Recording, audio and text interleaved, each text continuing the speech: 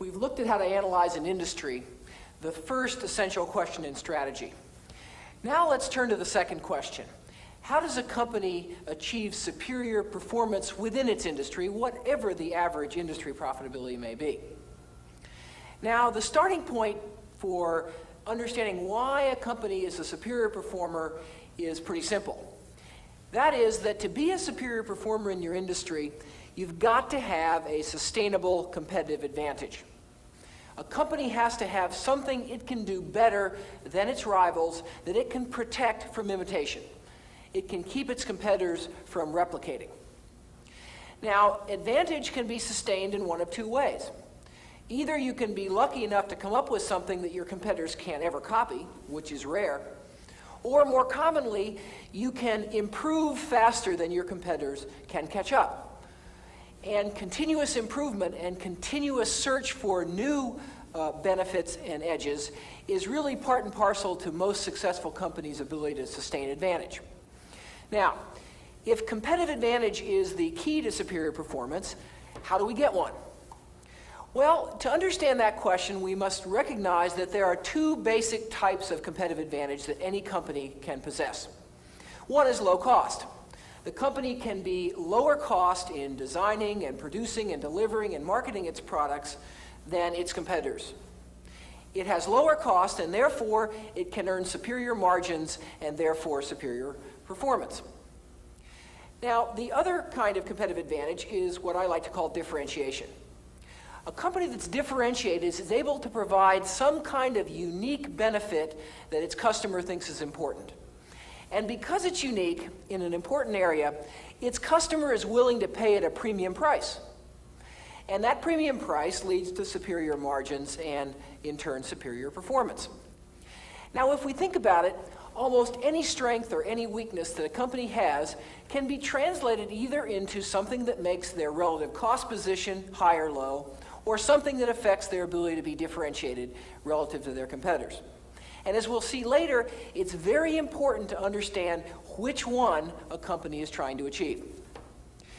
Now, in seeking one of these two types of competitive advantage, any company has another fundamental choice to make in setting its strategy, and that's what I like to call competitive scope, the breadth of the target within which it's seeking to gain that advantage.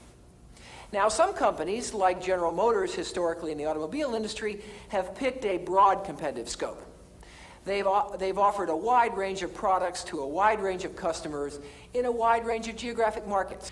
Other companies recognize that they can't achieve competitive advantage with a broad range of consumers or in a broad range of product lines. And therefore, they pick what I would call a narrow scope.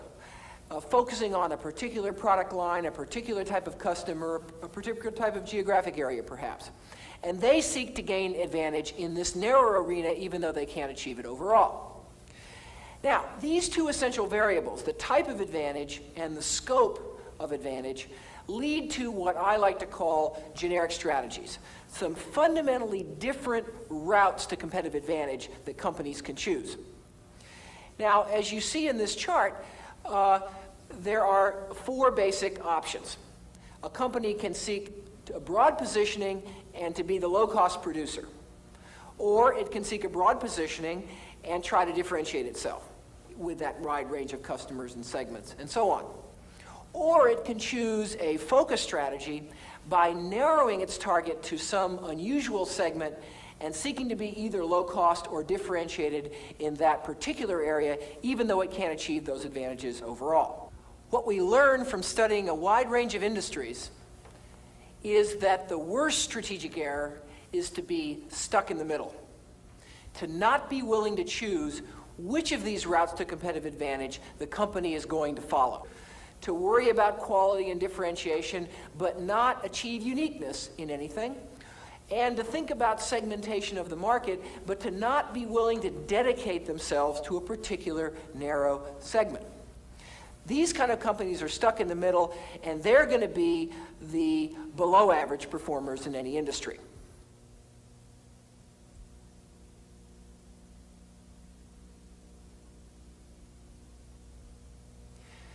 Any company seeking to gain a cost advantage must start with a good product. A low-cost strategy starts with a good product. It starts with a product that's acceptable in quality, that's acceptable in features, that meets the basic needs of the consumer. But the low-cost competitor doesn't offer all the frills and all the bells and all the whistles that they potentially could. They seek simply to produce a good basic product. Instead of frills, their advantage is going to come from opening up a significant and a sustainable cost gap over all their competitors. And they do this by managing the critical drivers of cost in their business, whatever they may be. Now, in gaining this low-cost position, the cost leader translates this into superior margins, provided they can command prices that are at or near the industry average. In strategy, there's a very important equation which determines fundamentally a company's ability to be a superior performer. And that equation is the comparison of a company's prices relative to its competitors and its cost position relative to competitors. Any company that's a superior performer either has higher prices or lower costs, but there's a balance to be struck. In a cost leadership strategy, a company is trying to be the low-cost producer and get a cost advantage. That's where its advantage is going to come from. But it must not let its prices get too low, or its cost advantage will be nullified or offset by lower prices. Now, let's look at two companies that have successfully implemented cost-based strategies.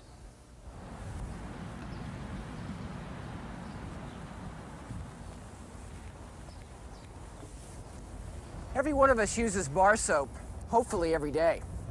That's why it's a $1.6 billion industry in the United States.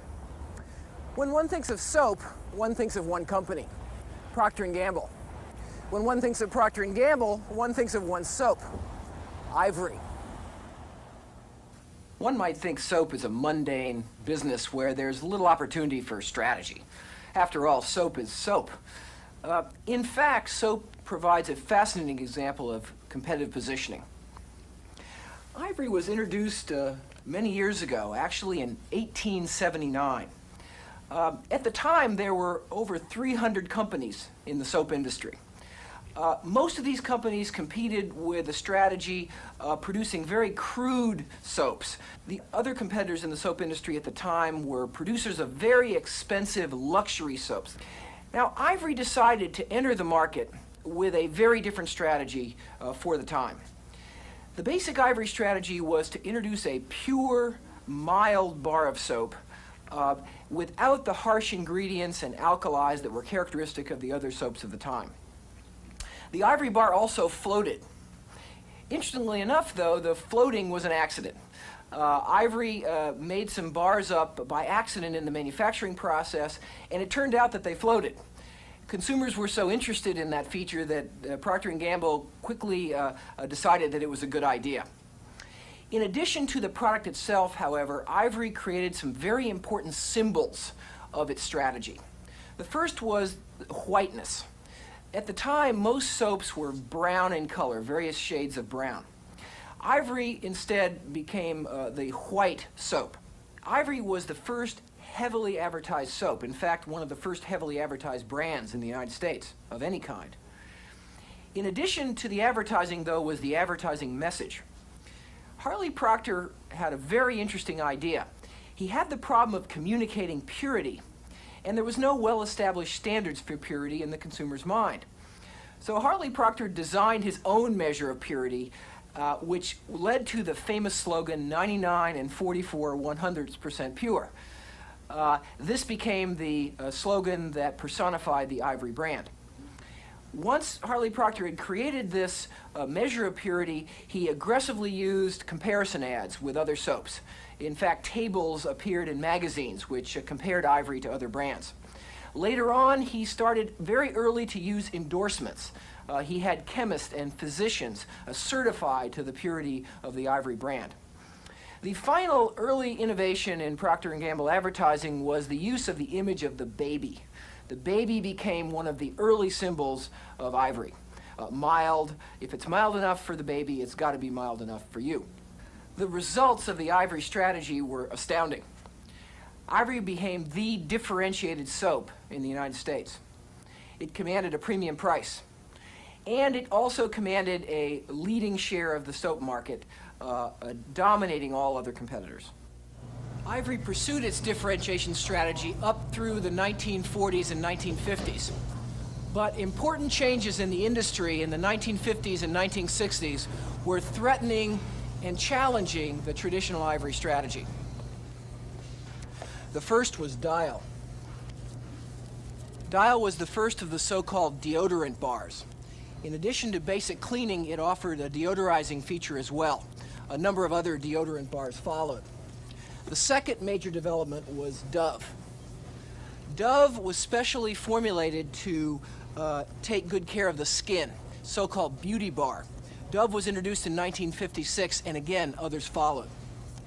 Now, the introduction of Dial and Dove fundamentally threatened the positioning of Ivory as the differentiated soap. These new products had features that Ivory didn't have. Now, Procter & Gamble had a choice at this stage. It could have added these new features, one or both of them, to Ivory, but it chose not to. Instead, Procter & Gamble decided to strategically reposition Ivory. Now, the basic Ivory bar remained the same. It's white, it floats, it's 99, 44, 100% pure. But Ivory moved from being the differentiated soap to being the good basic soap that represents a good value. It moved from being the differentiator to being the cost leader in the soap industry. And in the process, Ivory was able to maintain its leading market position.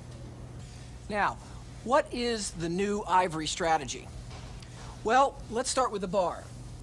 The Ivory strategy is to have a simple, basic, no-frills soap. No unnecessary ingredients, no scents, no perfumes.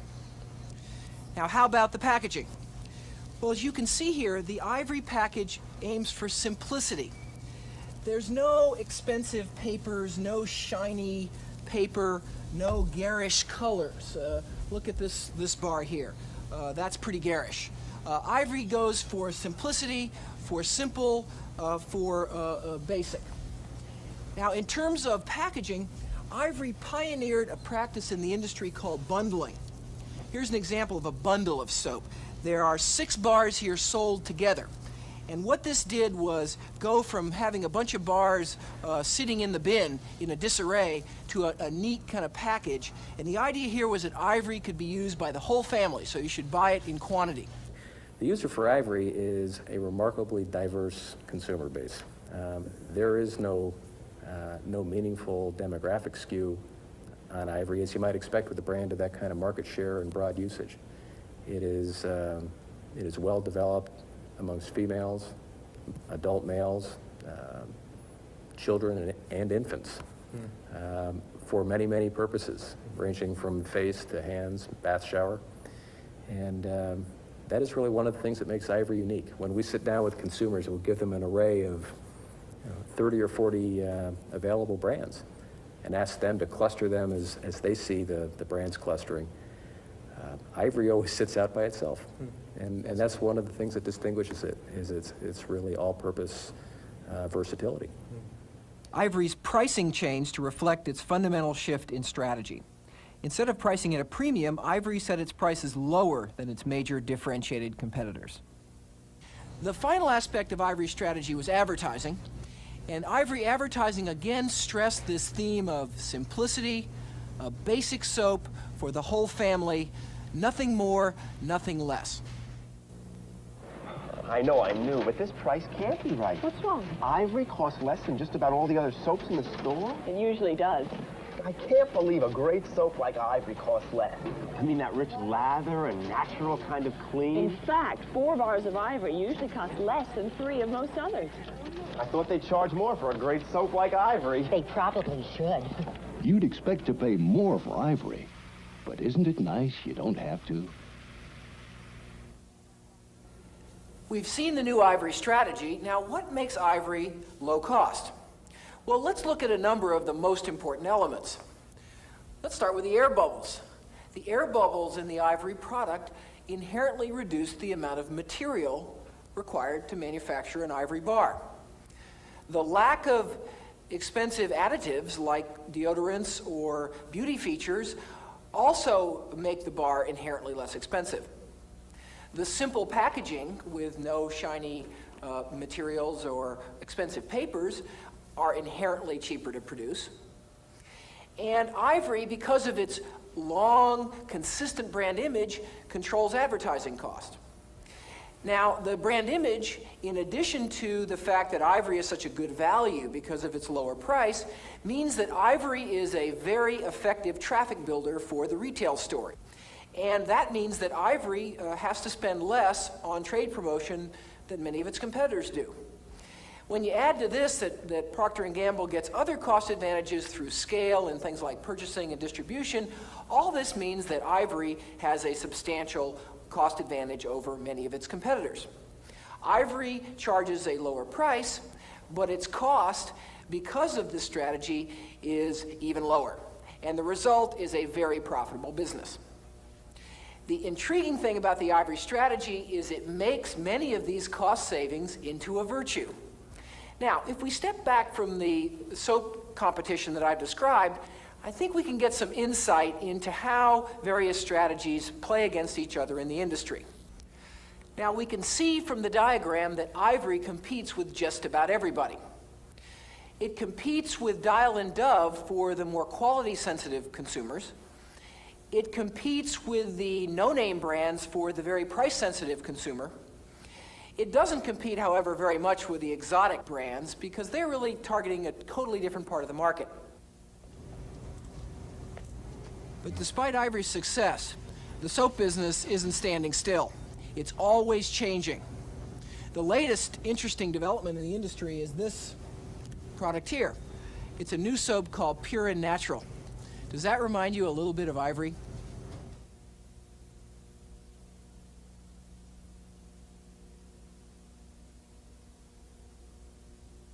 In most companies, old brands sort of get left alone to kind of fade away.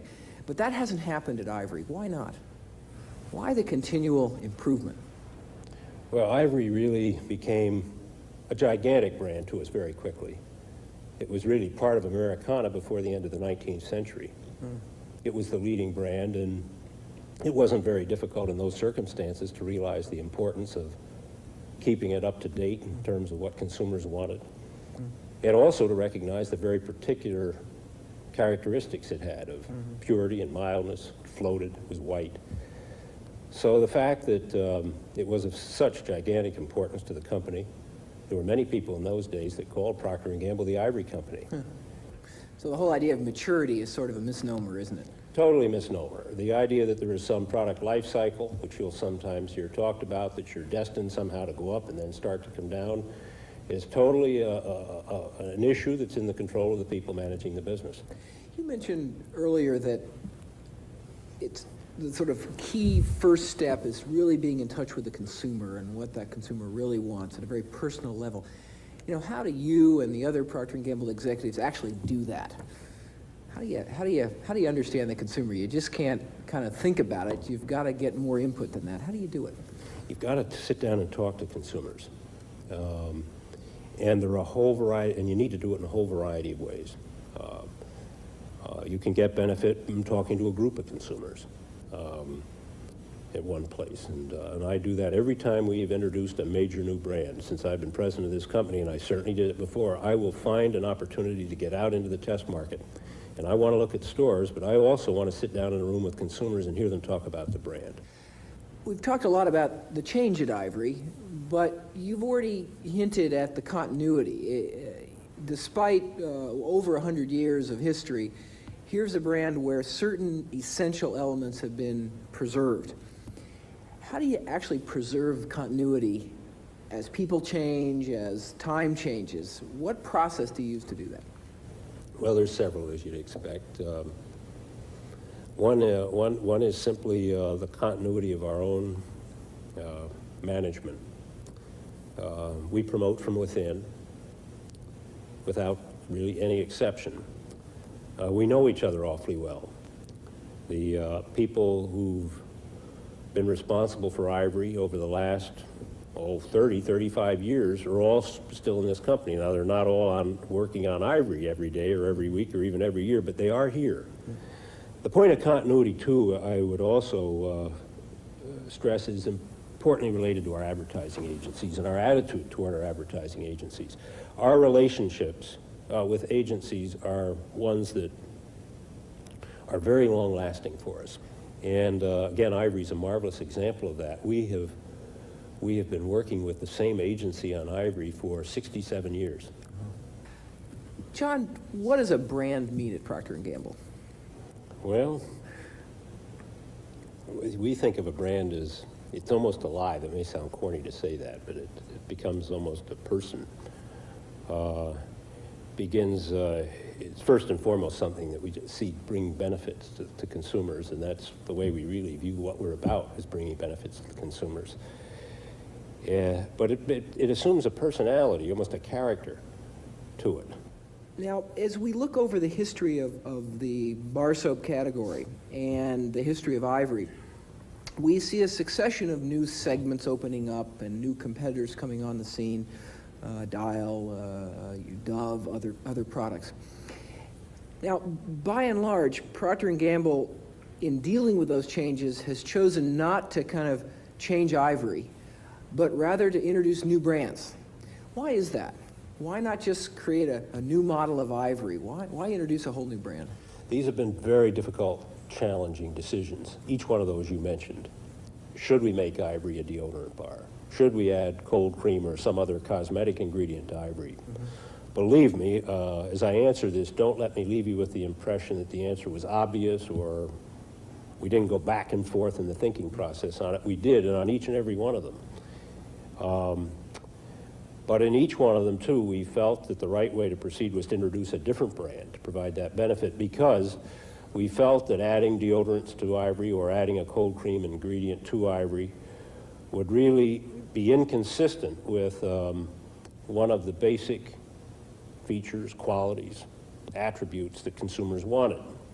And because we felt that the values that Ivory did stand for, as it was, were still of such broad appeal and broad interest to consumers that we would be able to have a healthy, and if we operated it properly, a growing business without having those ingredients. So we felt we ought to leave Ivory in that sense the way it was, that is, not containing these ingredients and not providing those particular benefits, and do them on another brand.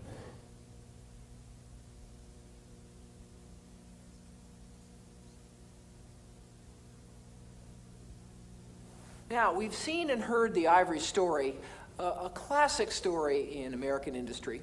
What lessons does the Ivory story hold for strategy? Well, I think it holds lessons at two different levels. For strategy in general, as well as how to compete with a low-cost strategy. The soap industry illustrates how a number of companies can successfully compete in the same industry, provided they choose different strategies. Ivory has been successful, Dial has been successful, Dove has been successful. They're all choosing different positions in the marketplace. But Me Too strategies rarely succeed. We've never heard of most of the other soap brands that tried to imitate either Ivory or Dial and Dove. They never made it. The Ivory case also shows us that the successful strategies are ones that are consistently implemented over long periods of time. You can't succeed in strategy if you're flip-flopping what you're trying to be every year. The flip-flopping not only confuses your organization, but it confuses the marketplace. The marketplace doesn't really know what to make of your product or service. Now, the Ivory story, however, vividly illustrates the principle that strategy has to change if the industry structure or competitive positions change enough. The emergence of new buyer needs, the threat of new competitors may force a company, as it did Ivory, to shift its strategy. In Ivory's case, from differentiation to low cost. But shifting a strategy is a very risky and very time-consuming process. And Ivory shows how long it took really to fundamentally reposition the company.